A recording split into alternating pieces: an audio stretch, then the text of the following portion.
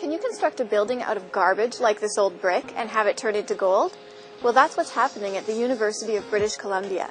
No, we're not talking about alchemy, but about the campus's environmentally friendly green buildings. One of which, the Life Sciences Center, has won LEED Gold. Gold status in leadership in energy and environmental design recognizes an extraordinary achievement in green building practices. Green buildings are designed to save energy and to incorporate recycled materials. The building that launched UBC's move to green is the Choi Building, home to the Institute of Asian Research. Looking at this lovely building, you would never think it was built from garbage, and well, it isn't really.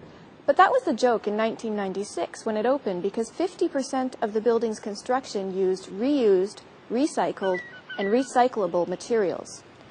It's no joke now that the Choi is on the American Institute of Architects' top 10 list of buildings that have set green building benchmarks around the world. The Choi was designed to fit into the landscape rather than the other way around. It rose from a parking lot, with the forest remaining at its back. The 5 scooped atria at the top of the building reflect Asian architecture, but also have a big role in energy savings. George will explain.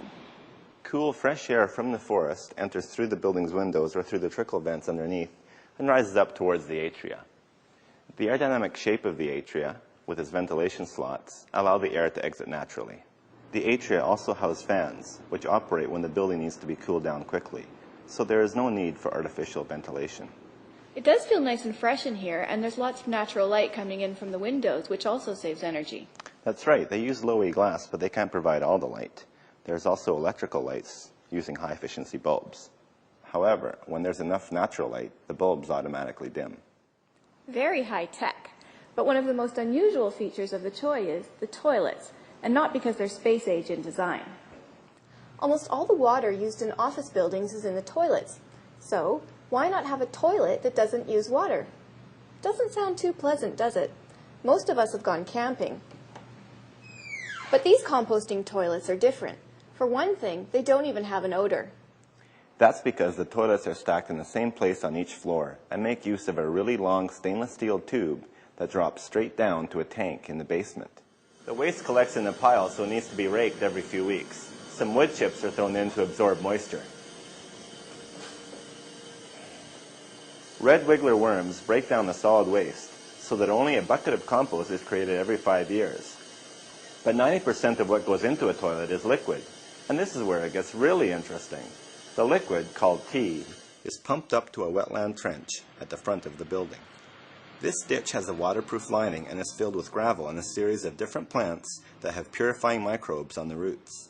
The water is purified to the same standard as bathing water before it flows around the back of the building to irrigate the forest. We're going to go now to the Lewis Center, which has made use of garbage in some innovative ways. The Lewis Center for the Study of Global Issues sits in the footprint of the former Pan-Hellenic House, which was manually deconstructed over 6 weeks. Only 6% of the demolished materials were sent to landfill. Some material was recycled or sold to salvage dealers, while the rest was used in building the Lewis Center. These ceiling beams are from the Pan-Hellenic House. The patio bricks are reclaimed from around campus. Does the rubber on these stairs look familiar? Perhaps because it came from car tires. But the most innovative use of waste materials in the Lewis Center are in the floors and walls. They're made with high-volume fly ash concrete. Fly ash is a byproduct from coal burning, which is normally sent to landfills. It was used here in place of cement in the concrete mix. Cement manufacturing, by the way, produces almost as much greenhouse gas emissions as cars in the Greater Vancouver Regional District. The concrete absorbs warmth during the day and releases it at night. This cuts down on needing to heat the building at night. You may notice the warehouse look of the building. The cables are exposed and the ceilings are unfinished, which reduced capital and maintenance costs. However, the building looks modern and elegant due to the fact that it was designed by one of Canada's best-known architects, Arthur Erickson. You can see his influence in this cylindrical meeting room with its maple wood and high windows, which bring in natural light and create a sense of nature. Before we go to the Kaiser building, which has taken the use of sensors to the max, I just want to point out the Japanese Katsura tree, which is a symbol of both sustainability and the preservation of the natural environment. Now this looks very high-tech. This is the energy display for the Kaiser building, which houses the Department of Electrical and Computer Engineering. And let me guess, this building uses a lot less energy than regular buildings, right? 45% less, as a matter of fact. This is a naturally ventilated building, which is controlled by a weather station on the roof. In warm weather, for example, the atrium louvers open automatically. So fresh air is drawn from the front doors and the windows, and as it heats up, it rises through the building to the atrium and out. On its way, it passes through these vents at the bottom and top of the lab and office doors. Connecting these vents is an S-shaped duct with acoustic lining, which means the air can get out into the corridors, but sound transmission between corridor and offices and labs is reduced. There are 2 atria in the building. Besides providing natural light, they have photovoltaic panels mounted on top of them that block some sunlight, but more importantly, generate electricity from daylight. These panels are providing DC power for the building's emergency lighting system. The heating and cooling system in this building's groundbreaking, isn't it? Definitely. Plastic pipes filled with water are embedded in the concrete slab that make up the ceiling. The pipes heat and cool the slabs, which in turn heat and cool the building. There are only a few buildings in North America that use this kind of radiant heating and cooling system. The Kaiser building is cooled in another unique way. The ceramic frit patterns glazed onto the windows act like sheer curtains and reflect 70% of incoming sunlight. The canopies at the top of the building also deflect light away. This building has a lot of innovative features, but what does it take to score a LEED Gold? Let's go to our next building on the tour, the Life Sciences Center, to find out.